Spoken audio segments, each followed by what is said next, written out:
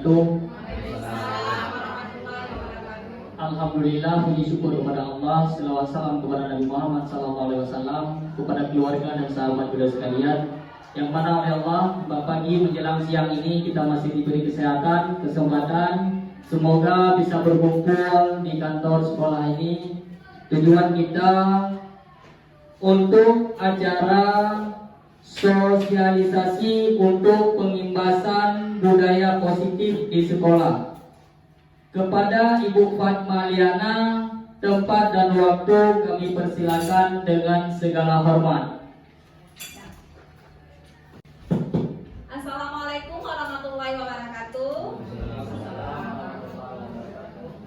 Puji syukur pada Allah Subhanahu wa taala, kita diberi kesempatan dan kesehatan pada hari ini untuk berkumpul kembali di ruangan yang kita cintai. Kemudian salawat dan salam tak lupa pula kita sajikan kepada Nabi Muhammad SAW, yang mana oleh beliau telah membawa kita dari alam kebodohan dan kepada alam yang berilmu pengetahuan seperti yang kita rasakan sekarang. Terima kasih saya ucapkan kepada kepala sekolah yang telah memberi izin kepada saya untuk melaksanakan pengimbasan budaya positif yang kita terapkan di sekolah. Ini merupakan salah satu tugas aksi nyata saya dalam program Guru Penggerak. Kemudian penghormatan saya kepada ibu-ibu, bapak-bapak yang telah hadir pada hari ini. Tujuan dan maksud adalah untuk memberikan atau mendengarkan sosialisasi dari saya, yaitu budaya positif yang ada di sekolah kita di SMP Negeri 2 Gempang 3. Baiklah, kita akan menyaksikan paparan materi yang akan saya sampaikan sebentar lagi. Oke, di sini kita akan mulai dengan latar belakang dulu. Di sini banyak temuan dari kasus anak-anak yang bermasalah, baik dengan temannya, kemudian ada juga dengan kita guru, kemudian ada juga selama ini guru masih menerapkan posisi kontrol yang menghukum siswa. Ya, di sini juga kita guru merasa yakin akan dengan memberi hukuman siswa akan jerah. Sebenarnya dalam budaya positif ini kita sebagai guru itu tidak boleh menghukum atau memberi konsekuensi kepada siswa. Namun ini ada juga guru menganggap penghargaan sebagai upaya baik untuk memotivasi anak. Sebenarnya penghargaan itu tidak bisa menjadikan sebuah acuan kita untuk memotivasi anak, karena nanti anak akan berharap kalau kita udah pinter, oh nanti dapat hadiah. Jadi di sini sebagai budaya positif kita harus memahami pentingnya menuntun anak agar memiliki motivasi dari intrinsiknya, dari dalam dirinya. Ya. Kemudian dari tujuan pengimbasan ini, kegiatan pengimbasan ini bertujuan menerapkan kebiasaan budaya positif sekolah dengan terwujudnya suasana belajar yang nyaman, aman, dan guru juga bisa menerapkan budaya positif di sekolah kita, yaitu SMP Negeri 2 Gempang 3. Nah, di sini konsep utama dalam budaya positif ada yang pertama itu adalah perubahan paradigma belajar, Bapak, Ibu-ibu ya. Di sini perubahan paradigma belajar yang pertama dalam suasana sekarang ini setelah pandemi banyak sekali kasus-kasus yang terjadi di sekolah ya. Dari pembelajaran daring kemudian diubah dengan pembelajaran yang sekarang bertatap muka. Jadi banyak sekali perubahan paradigma. Kemudian ada juga perubahan kurikulum. Dari kurikulum sekarang ini udah jadi kurikulum merdeka ya. Ibu-ibu, bapak-bapak udah tahu kan kurikulum merdeka itu apa? Iya. Kemudian di sini ada juga disiplin positif. Disiplin positif di sini seperti kita ketahui dalam sekolah itu kita harus mengadakan atau memotivasi diri untuk menanamkan budaya positif atau disiplin diri ya. Kemudian ada juga motivasi perilaku manusia. Kemudian ada posisi kontrol, kemudian ada keyakinan kelas, dan kebutuhan dasar manusia, dan yang terakhir itu adalah segitiga restitusi. Di sini kita akan belajar ini dulu. Apa itu disiplin, Bapak-bapak, Ibu-ibu? Iya, di sini disiplin menurut Bapak-bapak dan Ibu sampaikan misalnya dampak perubahan dari kita dari dalam ya, bukan dari penghargaan atau dari sebuah hukuman, tetapi disiplin ini adalah keinginan dari dalam kita yang akan kita terapkan di lingkungan sekolah ya.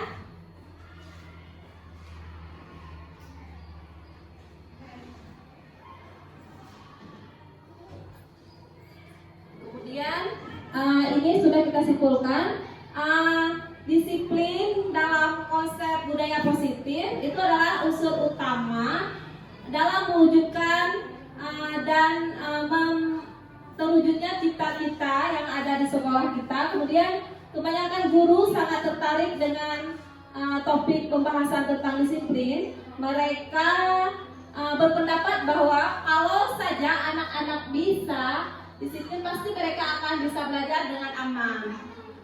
Para guru juga berpendapat bahwa mendisiplinkan anak-anak itu dengan adalah bagian yang paling menantang, ya kan, Bapak-bapak, Ibu-ibu? Ya.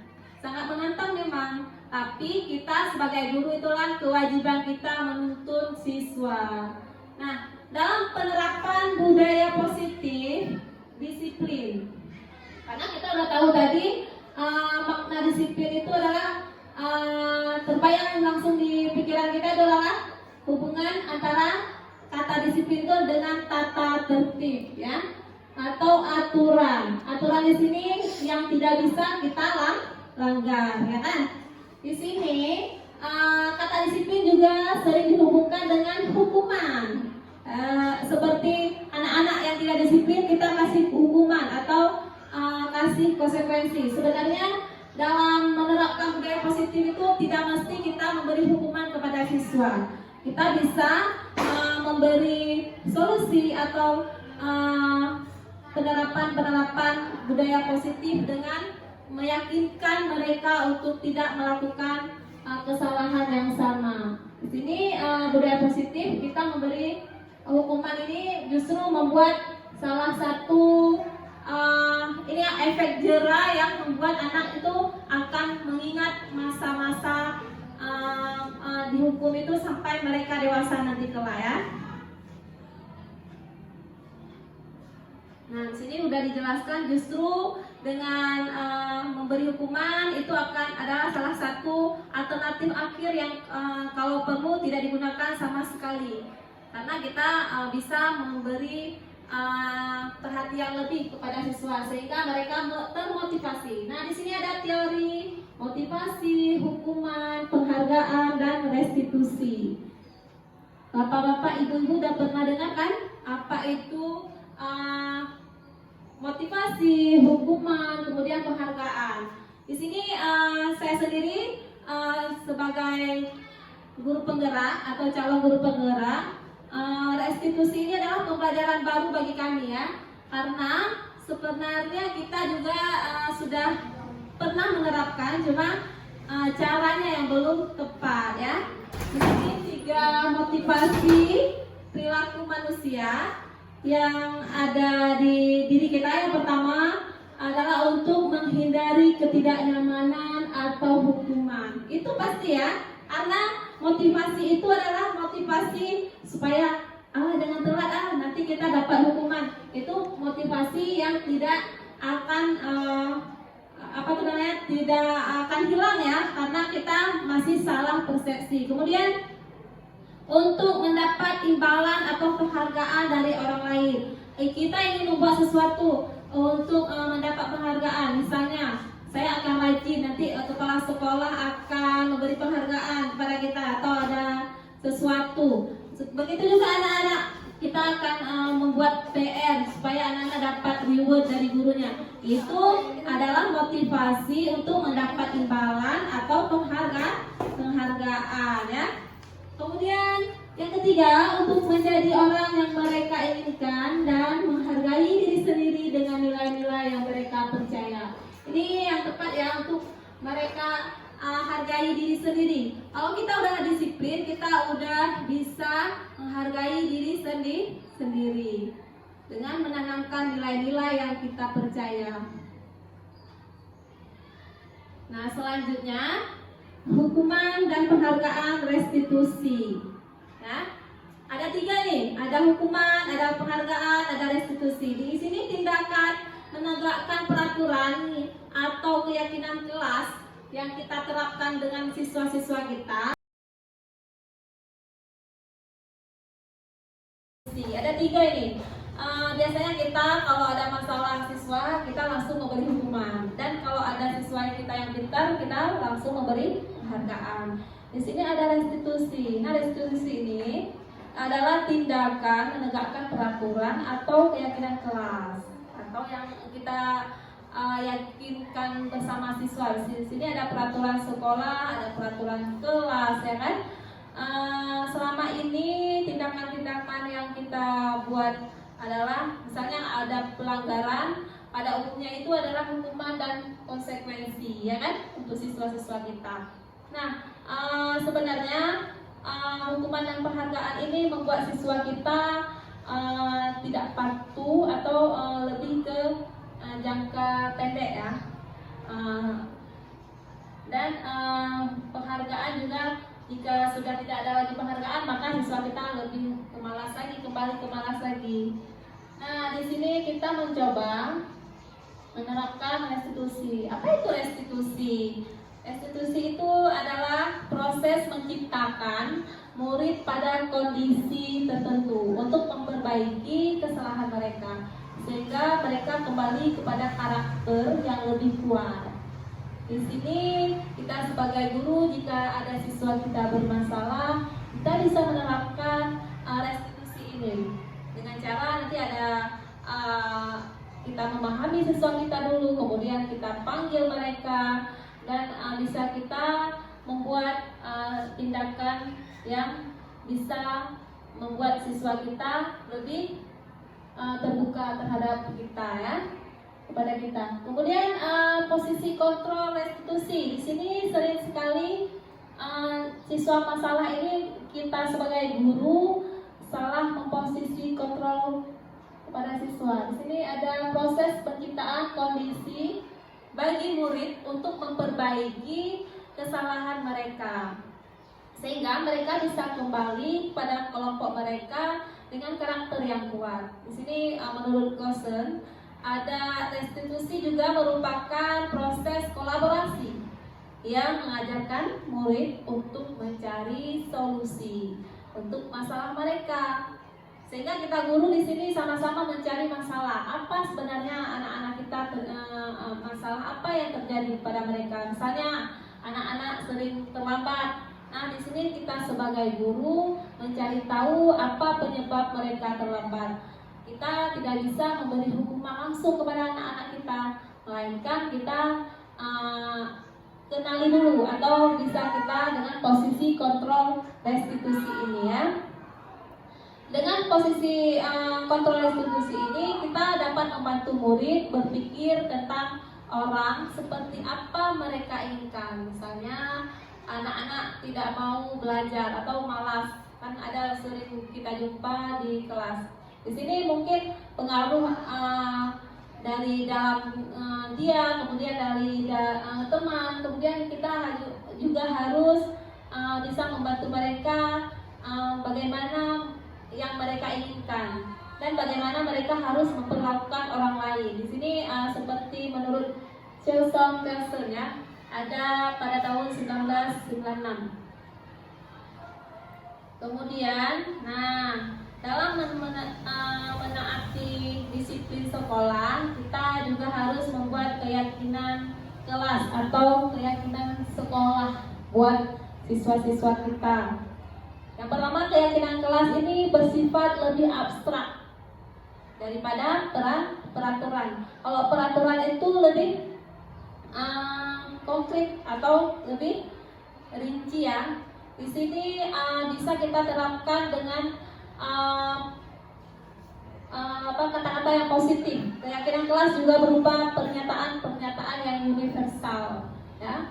Kemudian pernyataan keyakinan kelas senantiasa dibuat dalam bentuk positif ya, seperti saya sampaikan tadi.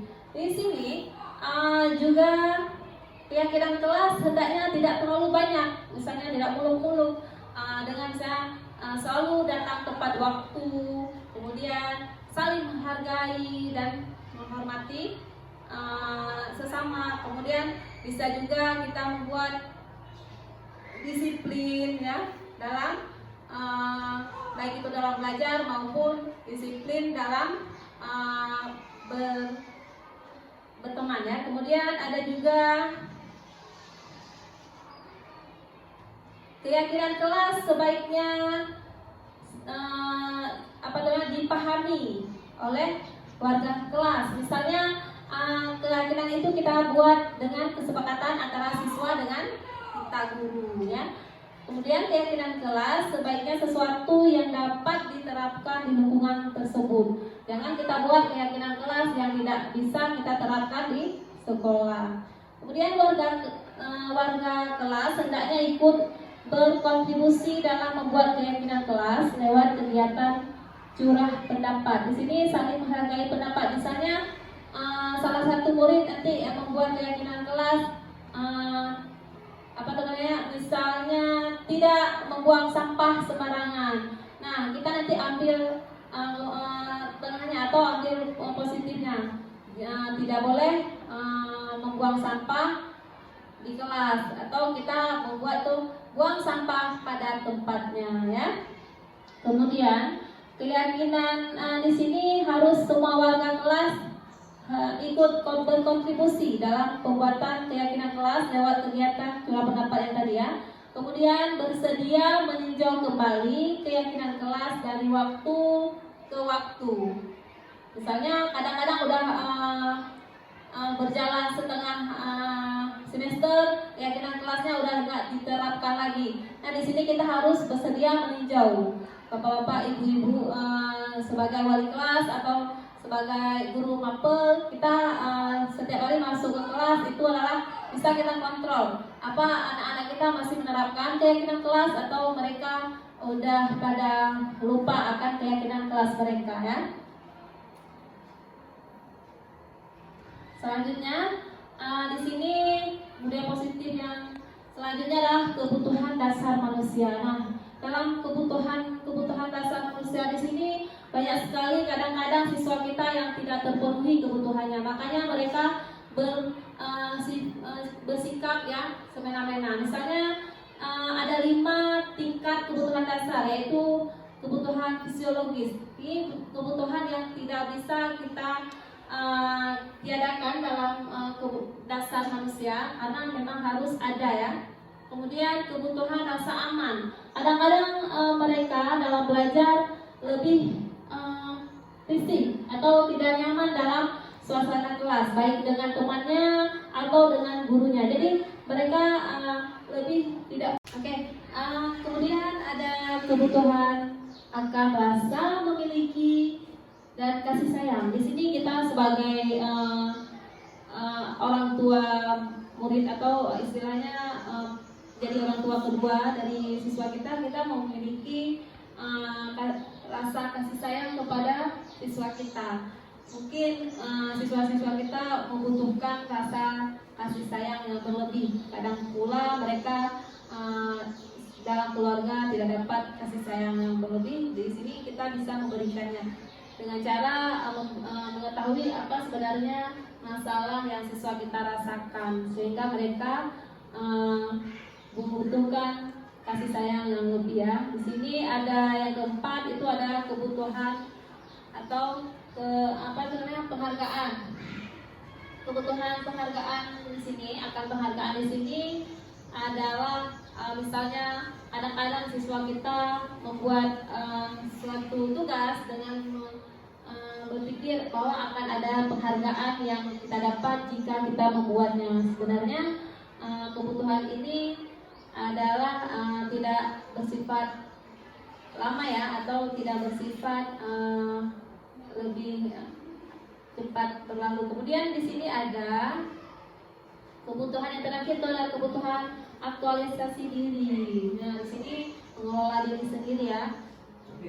Dan yang budaya positif lainnya ada segitiga restitusi. Di sini yang poin penting dalam pengibasan ini, yaitu segitiga restitusi. Ada 3 langkah dalam segitiga restitusi, yaitu restitusi. Setelah menstabilkan identitas, kita ada menanyakan keyakinan, kemudian validasi tindakan. Yang terakhir ya, dalam 3 langkah ini kita bisa bisa meyakinkan siswa kita atau membuat siswa kita yang ada bermasalah bisa kita stabilkan kembali. Di sini nanti kita akan menyaksikan ada di sini ada contoh kasus-kasus yang di sekolah kita. Di sini ada kemarin saya sudah membuat restitusi di kelas 8A ya. Ini ada contohnya. Mari kita saksikan. Assalamualaikum.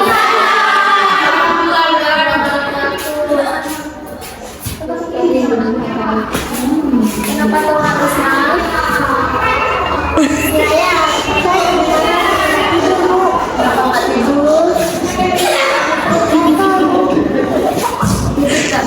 jangan diulang lagi ya. Silakan duduk. Anak-anak, siapa yang sudah mengerjakan PR? Coba angkat tangan. Udah, yang lain udah. Terus mana?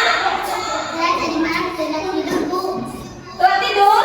Sudah datang telat, tidak membuat PR. Itu kesalahan atau kebenaran, Rusna? Kesalahan, Bu. Assalamualaikum.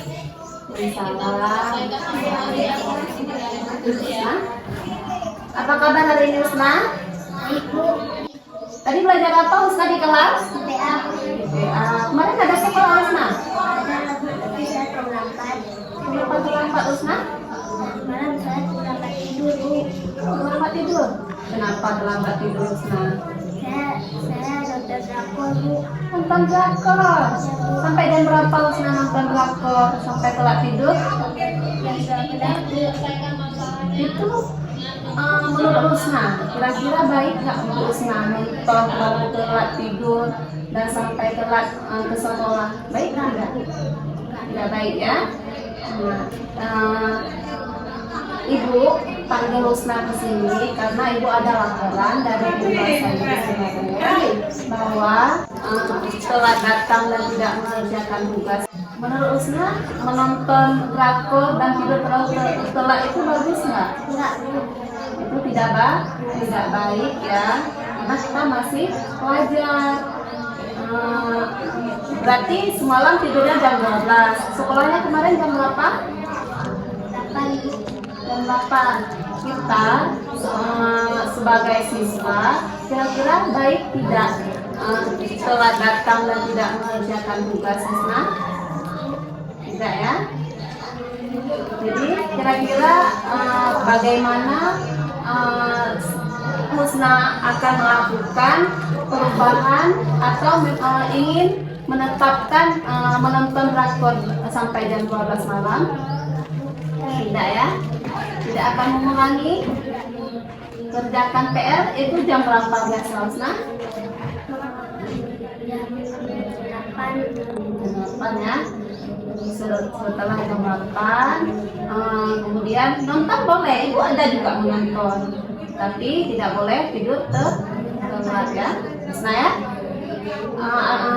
Kira-kira Usna, kalau kita telat datang, tidak mengumpulkan PR, itu kita melanggar keyakinan kelas kita nggak, Usna? Iya, apa aja yang Husna langgar? Tidak bertanggung jawab. Iya, apalagi? Tidak disiplin. Iya, apalagi? Tidak mengerjakan PR. Berarti itu merupakan aturan yang Husna langgar. Bagaimana kira-kira Husna bisa memperbaiki ini semua? Dengan cara apa Husna memperbaiki? Tidak tidur telat lagi, kemudian mengerjakan PR Dan tidak terlambat lagi. Husna, sekarang aku mau tanya, bagaimana perasaan Husna yang kemarin kejadian nih, nggak datang tepat waktu, kemudian nggak membuat PR. Apa yang akan Husna lakukan ke depan dan untuk mengubahnya? Bagaimana perasaan Husna sekarang? Saya menyesal, Bu. Saya berjanji tidak telat lagi. Dan saya berjanji akan mengumpulkan PR-nya. Iya. Dan saya juga berjanji untuk bertanggung jawab. Iya. Kemudian perasaan Husna bagaimana sekarang? Saya senang karena walaupun saya telat, saya nggak dihukum sama ibu. Iya. Di sini Ibu tidak menghukum Husna, kita sama-sama mencari solusi biar Husna bisa memperbaiki kesalahan-kesalahan Husna ya. Iya. Baiklah, bisa kembali ke kelas ya.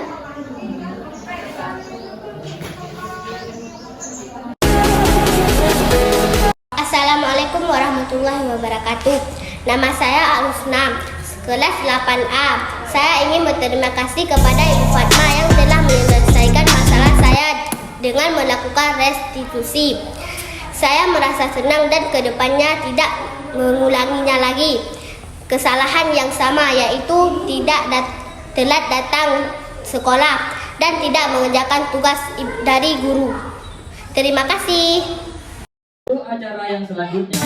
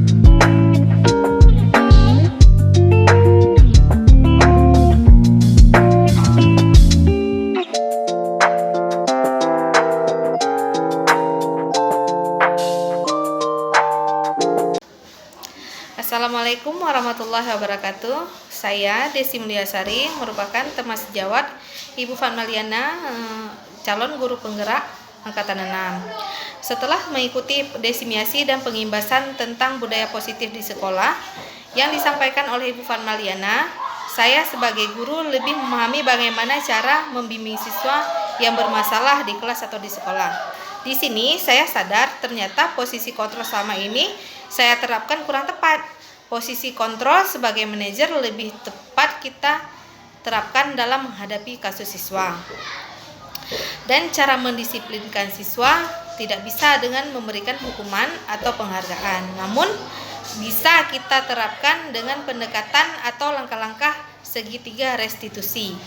Demikian testimoni saya akhiri. Wassalamualaikum warahmatullahi wabarakatuh.